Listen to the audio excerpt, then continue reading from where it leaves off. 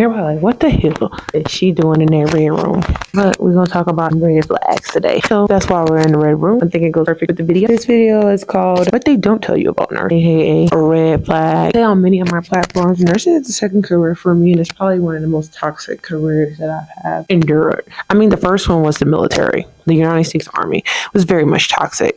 But I'm not even gonna hold you. I think nursing is worse than when I served in the military. Go ahead and push that subscribe button. We're trying to get the channel to 10K before the end of the year. And go ahead and welcome to my TikTok. I do want to talk about some red flags in nursing. Talk about a lot of red ass flags. I'll tell you before you get into nursing. But it's okay because y'all know I'm going to keep it real with y'all. I'm going to keep it 100 every time. So we co-workers are toxic. Working in a primarily female dominant profession. Y'all know females toxic. I bet your baby daddy think you toxic. And I know. Damn. Your boyfriend know you toxic. Y'all know we got toxic traits. I've heard a lot of my male counterparts say this, that it's just too much for them working with all the females, and then they get caught in the middle of the drama. Clicky units, ICU, those specialized units, labor and delivery, all those units be clicky as hell. You know what else is toxic that people don't tell you about? Dealing with ungrateful patients and their family members. Like, you're yelling at me about some ice water when I was just over here coating a patient for a good 20 minutes. Like, come on, man. Y'all need to poor working wages. I'm not gonna lie. I've said this most times. They never gonna pay us what we were. They stopped paying us after COVID. Right now, they're just getting the butter from the duck. So management, thing I'm talking about is toxic work environment. Like, management is such a pain in the ass. I get it. You're supposed to be doing management stuff, but y'all always worry about the wrong thing.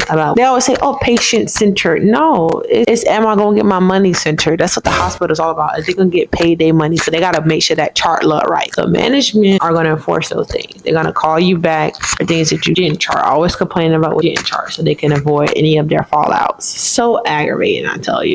I always expected you to pick up shifts when they low on staff. Like, bro, or hire more people. Like, that is such a toxic thing. Like, you expect more from the staff you already had that you don't pay, but you don't want to hire more people. Stop it. Stop it. Get some help. Y'all know y'all coworkers are toxic. Do not befriend any of your coworkers. Do not follow them on social media. Yeah, they're the devil. Side eye. After being a nurse for some time, you will learn how to professionally navigate through racism, microaggression, passive aggression. Is that even a word? Anyway, you will know how to navigate because this is the things that you're going to experience as a nurse, especially heavy on the microaggression industry. Like, most of the time when I work, I feel like I'm in hospital. You have all the gossiping, the mean girls. Like, these are just a bunch of females who were never cool in school and they became nurses, and then they continued that same behavior. It just carry over in their real life. They're really the best way to navigate these type of situations is to always be assertive and always speak up for yourself. Some units are very, very cliquey, i.e. the ICU. Any of those specialized departments on culture, and if you come from somewhere else, it's just going to be a culture shock. Trust me, I experienced it myself. To be exact. And then, like, in order to get into these cliques, you gotta basically sell your soul. And when I say sell your soul, basically you gotta be a little snitch. Like, I swear some co-workers come to work like they on the payroll snitching. Like, girl, they ain't paying you no extra for you to be telling them. Cause, like, I don't get it. What are you telling? Why is you clocking everybody? Why is you telling everybody business? Like, what you want, a cookie? Basically, they want you to be a little puppet. And it's like, I come here to do my work. I come here to do a job, get my coin, and go home. That's why sometimes I hate being a staff nurse, because then you are forced to be in the politics of it all, and that's the part that I really hate the most, being in. And then let's not talk about your mental health being shot. I literally use my PTO days for mental health. I don't, because y'all know PTO stands for prepare the other, because I won't be prepared. People don't like to admit that working under that amount of stress as a nurse will eventually lead to anxiety and PTSD. Like, I feel like I never had anxiety until I became a nurse. Like, my anxiety is really bad now, because it will lead to PTSD, anxiety, and burnout is real, and it don't take you 5 years to get burnt out. You could be burnt out in 6 months. That's how quickly it comes on. So the way that I get overstimulated crazy, it's really unnatural. And then not to mention that you literally go home hearing code bed alarm, the BiPAP alarm engraved in your brain. Another thing I want to talk about that's like another big red flag is when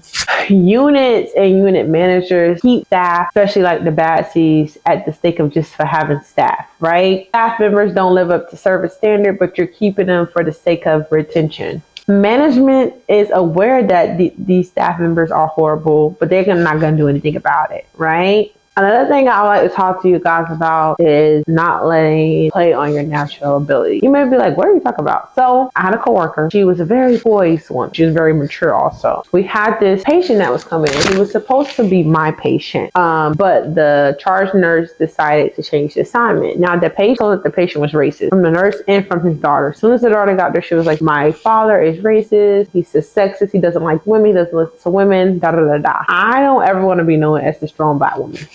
No, bitch. I'm fragile. Treat me as such, right? So when I have concerns at work, I'm going to voice them. That's just me. Because I learned when you don't voice your concerns, they just think that you can handle it. And then that's how nurse management is. They don't have an amount that they won't push. Like they will just pile it on the workload if you don't say anything. Takers and givers, and takers don't have an amount that they won't take. Don't let them treat me like that. Don't let them overwork me, right? Because when you show vulnerability and you show them that you have a weakness, they will know that certain things that they might not want to get you involved. So they know that I don't tolerate disrespect. So she immediately switched assignment. She was like, I know I can't get this patient to Bree because Bree is not going to tolerate him being racist or disrespectful. And I'm not. I'm just not. I don't come to work to deal with that. Like they don't pay me enough for that. So she decided to give it to another one of my coworkers. And I say that they were playing on her natural abilities because the team lead literally told her, hey, I want to switch the assignment and give you this patient. And she was like, I can't get the patient to Bree because Bree is not going to deal with it.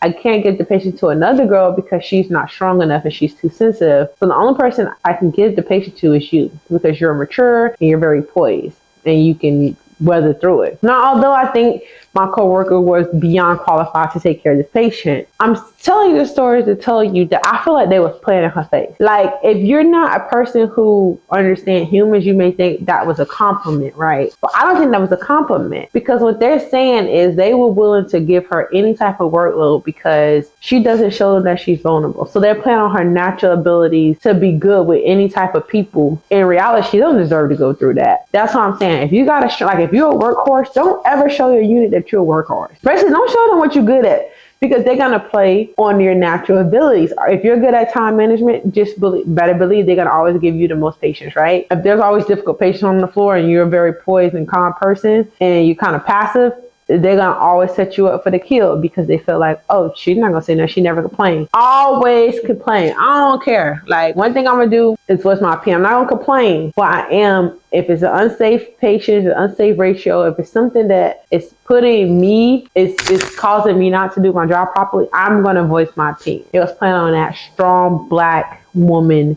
narrative because the fact is we have male white nurses on the floor, but you would rather give the patient to her because that's what you saw her as, a strong black woman. That's how I feel. Me knowing this person, that's how I felt what was going on. So you're not gonna work me like a workhorse, right? And then you let the lazy people get away with it. Let the people who complain and let the people who whine about their assignment every day get away with this because you know how they act.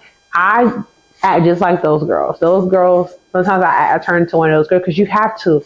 And I used to think, oh my God, they're just being lazy. They're just like this. They just don't want to do this. No, they were playing a whole nother psychological game that I didn't understand. So just be very careful of how you show your cards and your strength. Only use your strengths and your weaknesses to your own advantage, not to management's advantage. Like, for example, my management team knew that I liked to preset. They knew I liked to teach. What I did was they tried me one day. I was precepted and I had like a really rough assignment. And I forgot a couple things, so they decided that they was going to write me up. Not write me up like formally, but like basically a warning. I was not having it. That next day, I politely sent them an email telling them due to the lack of support from the nursing management and staff that basically I did not want to precept anymore, right? So I knew they need preceptors, so I took it away from them. So when they play in my face, I take what they need away from them. When a unit play in my face, I know you short staff, guess what I'm going to call out. Don't play in my face. Like, that's how I am. Or you give it to them, show them that you're a part of the team and that you're willing to do whatever they want. But when they act stupid in your face, snatch it away.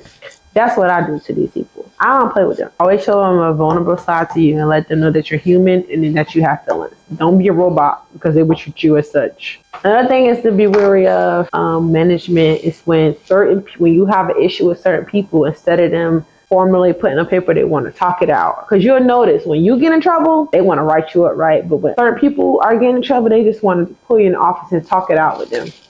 No.